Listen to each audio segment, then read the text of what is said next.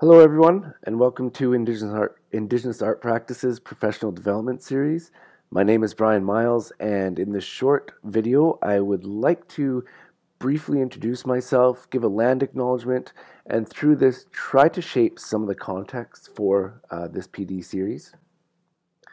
So, my name is Brian Miles. I'm a fourth generation settler in Canada, and I am of Scottish, Welsh, English, and German descent. I have a wife and two young daughters, 8 and 6, and my paternal great-grandparents, the side through which I trace my lineage, were sodbusters, people who broke the prairie to farm.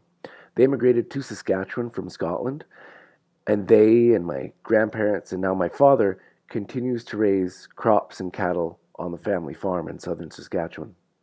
So my generation consists of the first urban dwelling and university educated members of my family in North America. Even though I have not lived on the prairies for 20 years, the prairie landscape and the weather and the people are an important aspect of who I am and a prominent part of my identity. Southern Saskatchewan is Treaty 4 territory, and Treaty 4 lands are the homelands of the Nehiyawak, the Saulteaux, Dakota, Lakota, Nakota, and the homelands of the Métis peoples. I'm likely one of the few people, if any, in my family who knows that we farm on Treaty 4 territory. My family are direct beneficiaries of Treaty 4. So that land that the treaty enabled us to settle has provided for us for generations, and I acknowledge that the Indigenous signatories to that treaty have not benefited equally from what was promised to them to be a mutually beneficial agreement. So it is not uncommon for settlers in what we call Canada today to not know whose lands they currently reside on, or how that land was acquired by settler governments. So this speaks to the erasure of Indigenous peoples and their invisibility in their own lands, and this strengthens colonial understandings of the places that we live in, or where we live. So to begin in a good way, I would like to acknowledge the Musqueam, Squamish, Tsleil-Waututh, the Katzie, Coquitlam, Kakite, Kwantlen, Semiahmoo, and Tsawwassen peoples on whose territory SFU's 3 campuses are located. So these territories have never been surrendered or sold or ceded by these nations, and it is important we acknowledge if we are not from these nations, we are uninvited guests here. So acknowledgements are fairly common at public events in the Lower Mainland. Sometimes they are unfortunately rushed through or spoken as an empty gesture or a formality. In these cases, they are done without reflection on what the statements actually mean, and they often fail to consider who the Coast Salish people are. So that's why I'm showing you this map. When we say we acknowledge the Coast Salish peoples or the Coast Salish territories, we're actually speaking of a very large region that's composed of many different languages and communities and cultures. So this is the Salish Sea, the body of water you see here. Some might call it Georgia Strait or Puget Sound. This map is of the Coast Salish language family. So that's a group of distinct languages that have a similar origin. So if you think of a European example of a language family, you might think of the Romance languages or the Neo-Latin languages, French, Portuguese, Italian, and Spanish. All these languages share a common Latin root, but that does not mean that a Portuguese person can understand a French person or vice versa. So within the Coast Salish language family, there are 14 distinct languages, and each has its own dialects and subdialects. Adjacent Coast Salish languages may be as different from each other as English is from German. So linguistically and culturally, this is a very complex and diverse region. Diversity of First Peoples is an important topic as we move forward. Indigenous peoples are not all the same.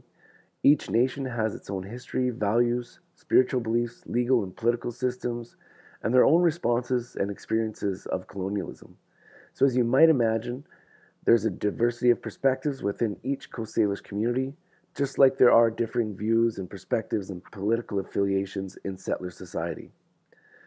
So the reason that we make these territorial acknowledgements is to show respect, acknowledge Indigenous peoples are here, and that land was taken away, and that Indigenous peoples and settlers do not equally benefit from how land was taken or how it is currently managed. So importantly, this is also a way to get you, the audience, and me, the speaker, to think about our place here. So, what is our role in the dispossession of these lands? And how and why is it that we are living, working, playing, and going to school here?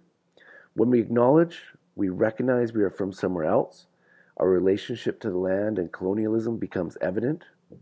Non-Indigenous peoples essentially are here because this place has been colonized. So when we acknowledge territories at SFU Burnaby, we are on Musqueam, Tsleil-Waututh, Coquitlam, and Squamish peoples' territories. So the Musqueam, Tsleil-Waututh, and Coquitlam peoples speak a language called Hunkaminam. It's a downriver dialect of a larger language family called Halkomelem. And the Squamish people, they speak their own Squamish Snitcham, or Squamish language. So this image shows some of the place names used by the Squamish and the Tsleil-Waututh nations. Settler colonialism has attempted to erase these names and replace them with English names, and therefore attempted to erase the people's presence on this land and their relationships to it.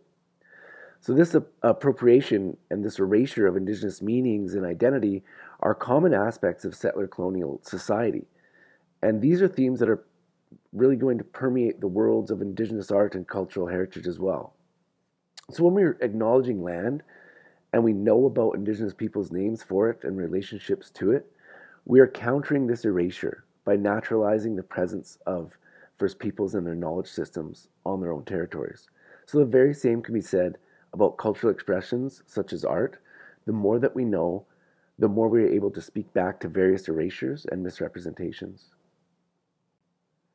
So my last slide, I just want to give you a sense of just how diverse Indigenous peoples' cultures are. Settler society has a tendency to homogenize First Peoples as if they're all kind of same general people, to have the same kind of culture. This is a map of the area that is commonly referred to as the Northwest Coast or the Pacific Northwest. And these colors represent the approximate territories of really the main cultural groups of First Peoples in this region. So I noted the diversity of Coast Salish peoples, languages, and cultures. So just within their own language family, seen here in green. So other groups along the coast speak different languages, have different art practices, legal and political systems, different religions, and have access to different land and resources, which in turn shapes their cultures. And this is just the Northwest Coast. So I really hope this map might give you some perspective on just how diverse First Peoples are as we move forward through these sessions. So thank you for listening.